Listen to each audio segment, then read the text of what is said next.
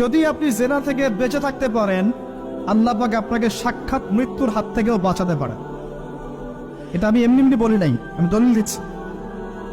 জেনা এমন একটা পাপ, যেই পাপ থেকে যদি কোনো যুবক নিজেকে বাঁচাতে পারে, আল্লাহ পাক তাকে সাক্ষাৎ মৌতের হাত থেকেও বাঁচাতে পারবে ইনশাআল্লাহ।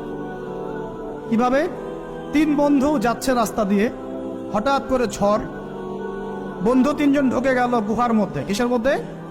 গুহায়, যে পাহাড়ি এলাকায় আপনারা থাকেন যারা, গুহার মধ্যে। হঠাৎ করে পাহাড়ের পাথর দিয়ে গুহার মুখটা বন্ধ হয়ে গেল। এখন খোলার কোনো অপশন নাই। সবাই বলছে এখন 3 জন, এখন তো আমরা বের হতে পারবো না। সবাই সবার নেক আমলের ওসিলা দিয়ে আল্লাহর কাছে দোয়া করো। কিসের ওসিলা দিয়ে? নেক আমলের ওসিলা দিয়ে দোয়া করতে হয়। যে হাদিস, এই ছেলে বলছে, যুবক ছেলে, আল্লাহ আমার একজন চাচাতো বোন ছিল। কে ছিল? এই যে বয়ফ্রেন্ড গার্লফ্রেন্ড, খালাতো বোন, চাচাতো বোন। এখন তো বিচ্ছিরি অবস্থা।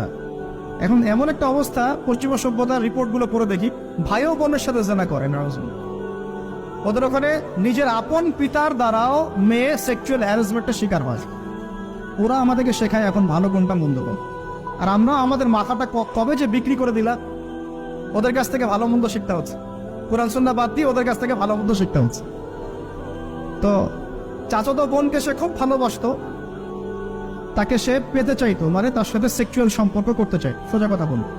এখন সেই মেয়েকে অনেক প্রস্তাব দেয়, সেই মেয়ে রাজি হয় না। শেষে বলে, যদি আমাকে 1000 বা 100 স্বর্ণ মুদ্রা দিতে পারো, দিনার, তাহলে আমি তোমার সাথে সেক্স করব, মানে জেনা করবো। নাউজুবিল্লাহ।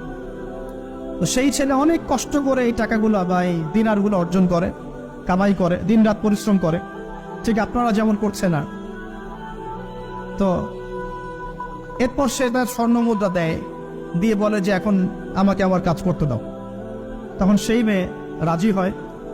ঠিক যে মুহূর্তে তারা সেক্সুয়াল সম্পর্কটা করবে, ঠিক ওই মুহূর্তেই এই মেয়ে বলে ওঠে, হে আল্লাহর বান্দা, আল্লাহকে ভয় করো। আমি সারা জীবন আমার সতীত্বকে ধরে রেখেছি, কাউকে দেইনি। আমি কারোর সাথে এরকম অন্যায় করি নাই।